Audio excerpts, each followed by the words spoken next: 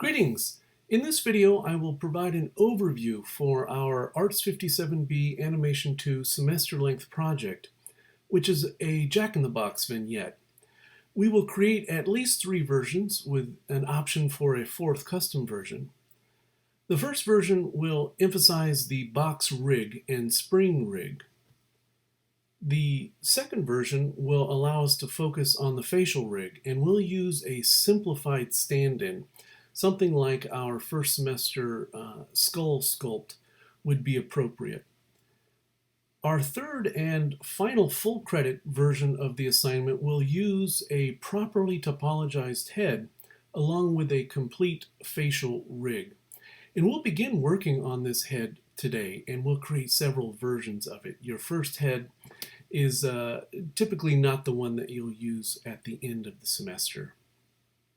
And then fourthly, you'll have an option to create a completely custom version of the assignment. And in this week's theoretical discussion, we will take a look at successful previous semester work by students who created some really nice custom versions of this semester-length assignment. This is the final for this class in that it is a complete project. We will model from scratch. We will complete materials from scratch, materials, shaders, textures. We will light the scene. We will rig the scene, which is typically considered by students to be the most challenging part. And rigging, because it's not predicated on anything in the real world necessarily, is oftentimes the most in-demand job under the animation umbrella. Students who have some experience with real-world modeling, creation, maybe ceramic sculpture can come in and begin to model right away. Other students who have experience with lighting and film or photography do well in the virtual environment of creating lighting.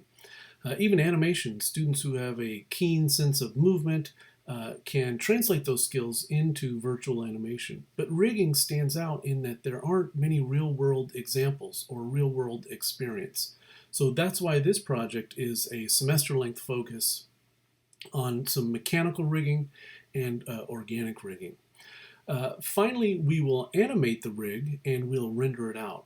Now, for the custom version, we have pre- and post-production. If you are creating a custom version, and we'll talk about some potential custom versions, even if you're not able to produce it, and in the form of a storyboard. So pre-production always begins with a storyboard.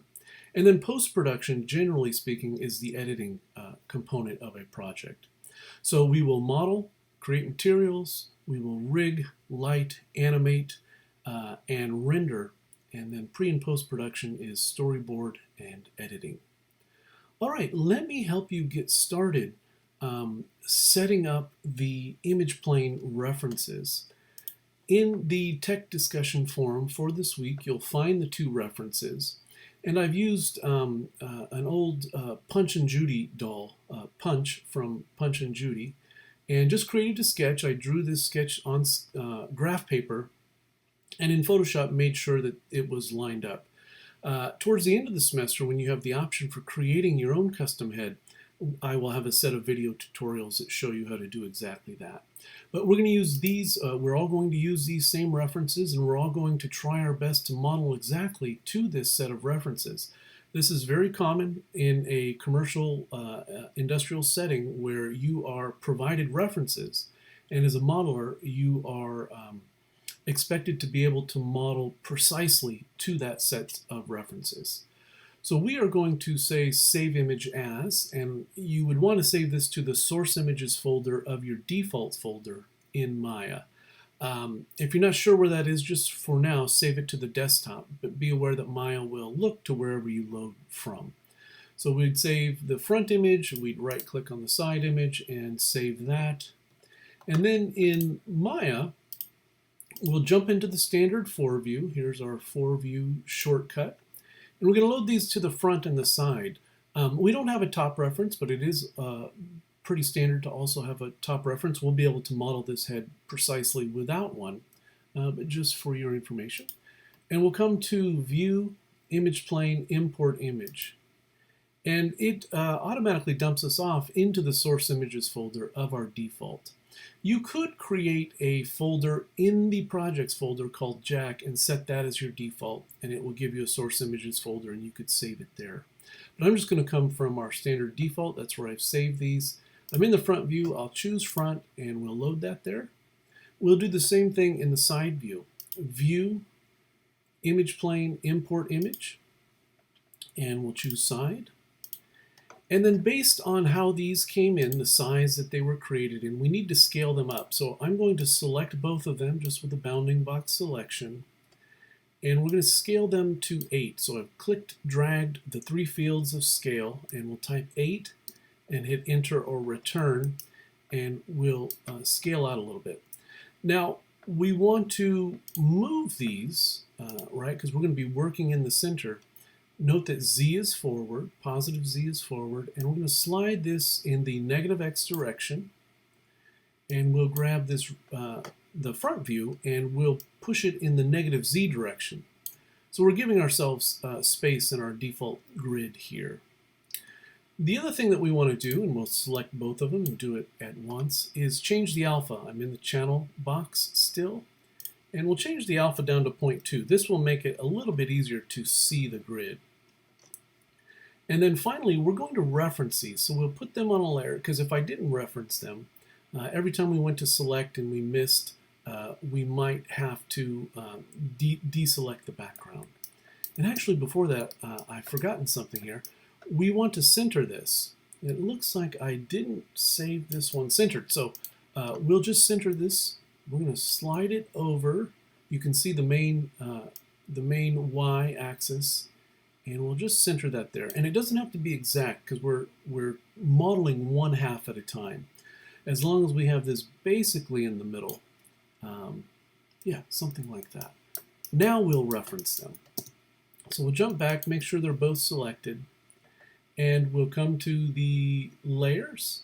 We'll click on new layer. And the third field out, right, this is visibility. Third field out in our layer 1. First would be template, and then the second is reference. And we're going to leave it on the R. And so that just means we're not going to accidentally select them as we're working. And I just want to go over here, because you'll pick up the playlist here in a moment. I just want to demonstrate what we're doing with these references.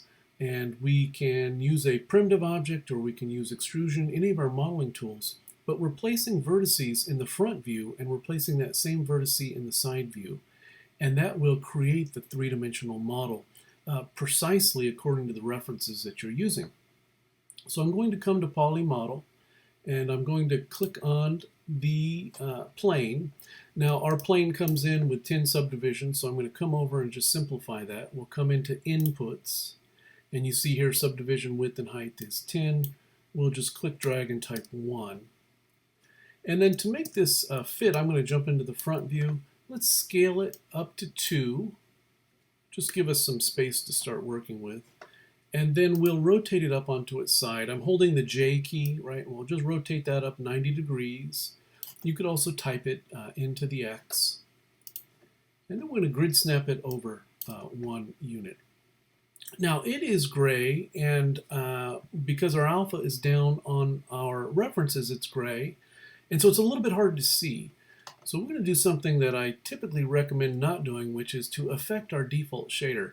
I'm going to come up here to the Hypershade shortcut, this icon here, and here is our default material. And I'm just going to click on that default material, and we'll just choose a darker color that we can see, something that pops out. So that makes it a lot easier to see.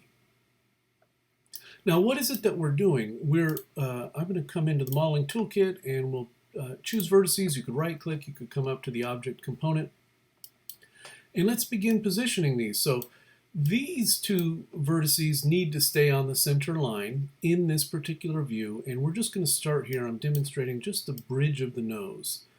So that you can see the general concept of placing vertices in multiple orthographic views to build out a three-dimensional object. And so we'll have this follow here, and maybe this needs to taper in a little bit. And so we've placed that in the front view. Now let's jump into the side view, and we need to place it. I'll right click, we'll come back to Object, and we'll slide that forward, and you could just place the vertices. I'm going to go ahead and rotate this, and we'll place it right on the bridge of that nose.